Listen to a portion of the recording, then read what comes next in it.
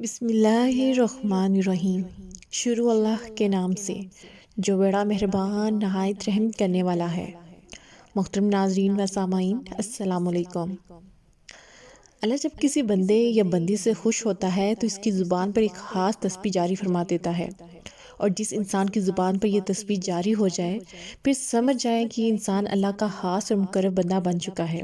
پھر ایسے انسان پر انوار الہی ظاہر ہونا شروع ہو جاتے ہیں اور یہ بندہ اللہ کا برگزیدہ اور معزز بندہ بن جاتا ہے۔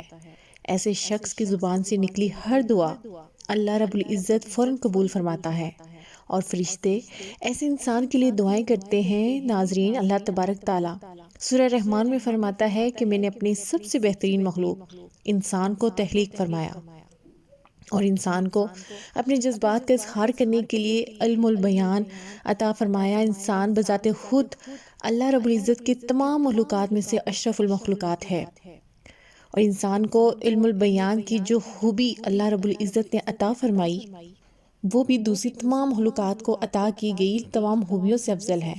لیکن تمام انسان ایک جیسے نہیں، کچھ ایسے ہیں جو اللہ رب العزت کے عطا کردہ نعمتوں کو اللہ کے بتائے ہوئے راستے کے مطابق استعمال کرتے ہیں، جبکہ کچھ ایسے ہیں جو اللہ کے حکم کی پرواہ کیے بغیر زندگی کے معاملات میں اللہ کی حکم عدولی کرتے ہیں۔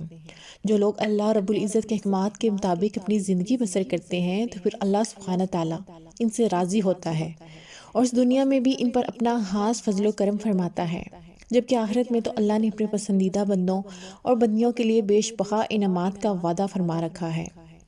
اور جان لیجئے کہ اللہ رب العزت نے انسانوں کو جو علم القرآن عطا فرمایا ہے یہ بھی اللہ کے علوم میں سے سب سے بہترین علم ہے جو اللہ نے انسانوں پر نازل فرمایا، اور اس میں بیان فرمایا گیا ایک ایک حرف اور ایک ایک لفظ حق سچ ہے۔ لیکن اللہ رب العزت اپنی اس کلام کو پڑھنے کی طاقت اور توفیق ایسے لوگوں کو عطا فرماتا ہے جن کے دلوں میں اللہ سے ہدایت پانے کی طلب ہوتی ہے۔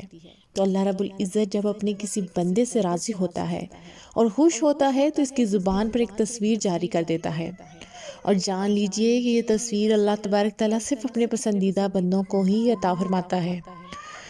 یوں سمجھ لیجئے کہ یہ اللہ رب العزت کی خاص تصویر ہے جو ہر کسی انسان کی توفیق سے باہر ہے۔ ناظرین اکرام، ایک مرتبہ ایک عورت نبی کریم صلی اللہ علیہ وسلم کی خدمت میں حاضر ہوئی اور عرض کرنے لگی کہ یا رسول اللہ، مجھے کوئی ایسا عمل بتا دیجئے کہ جس کے کرنے سے اللہ رب العزت مجھ سے محبت کرنے لگے، مجھ پر اپنی خاص رحمت کے نظریے فرمائے، میری پریشانی کو حل فرما دے، میرے رزق میں وسعت عطا فرما دے۔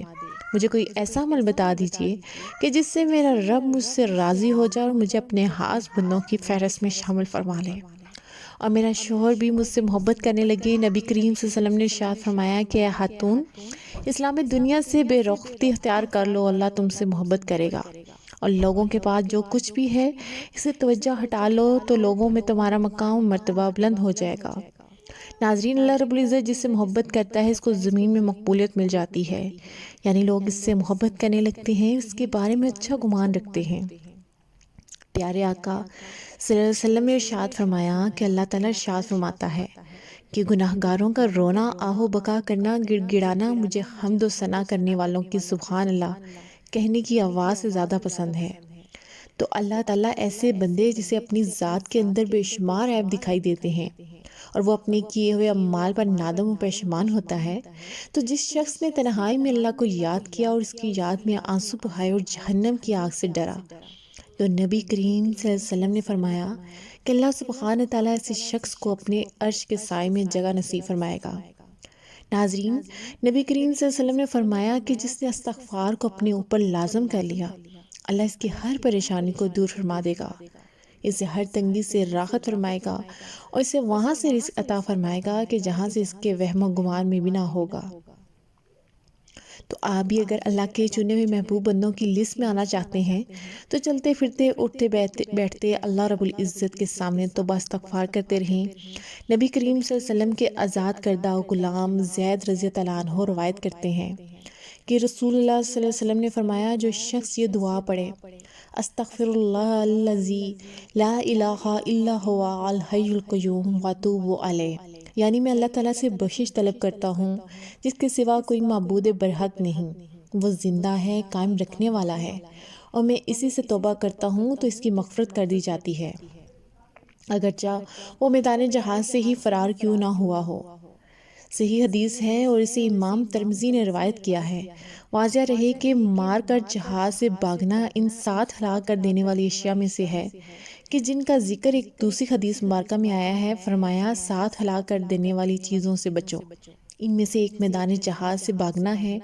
اس لیے مفہوم یہ ہوگا کہ وہ تمام گناہوں سے تائب ہو جائے جن میں سے ایک میدان جنگ سے بھاگنا ہے، ورنہ گناہ پر قائم رہتے ہوئے صرف استغفار کرنا کچھ بھی سود مند نہیں ہو سکتا۔ ناظرین، ترمذی میں اس دعا کے بارے میں نبی کریم صلی اللہ علیہ وسلم نے ایک مقام پر یوں ہی ارشاد فرمایا کہ جو شخص بچھونے پر یہ دعا 3 مرتبہ پڑھ کر سوئے گا تو اللہ تعالیٰ اس کے تمام گناہوں کو بخش دے گا، اگرچہ اس کے گناہ درختوں کے پتوں اور ٹیلوں کی ریت کی تعداد میں ہوں۔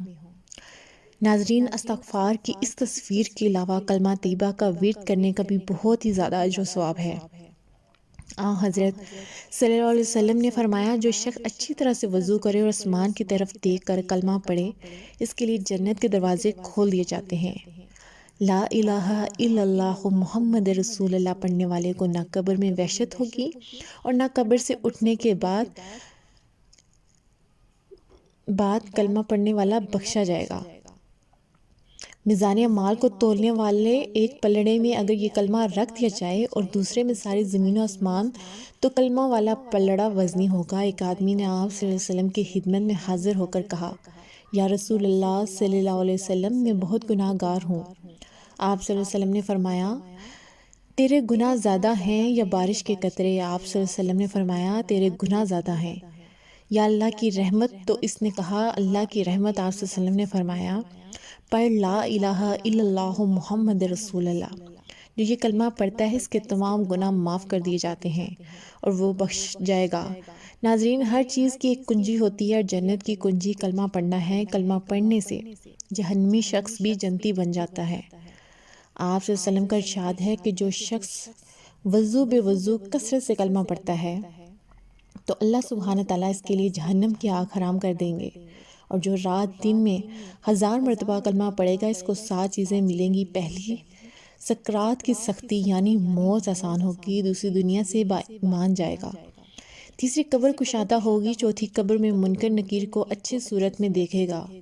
پانچویں، اس کو نامہ اعمال دائیں ہاتھ میں ملے گا۔ چھٹی، اس کی نیکیوں کا پلڑا جھک جائے گا، اور ساتویں، پلسرات سے وہ بجلی کی طرح سے گزر جائے گا۔ اللہ اکبر کبیرہ۔ آپ صلی اللہ علیہ وسلم نے فرمایا، جو شخص اپنی زندگی میں 70,000 مرتبہ کلمہ پڑھے گا تو اللہ تعالیٰ دوزخ کی آگ اس پر حرام فرما دیں گے، اور جو ہر روز 100 مرتبہ کلمہ پڑھے گا تو قیامت کے دن اس کا چہرہ 14ویں کے چاند کی طرح چمکدار ہوگا۔ سبحان اللہ۔ اللہ رب العزت سے دعا ہے کہ نیکی کی بات کو سننے، سمجھنے اور اس پر عمل کرنے کی طاقت و توفیق مرحمت فرمائے۔ آمین یا رب العالمین۔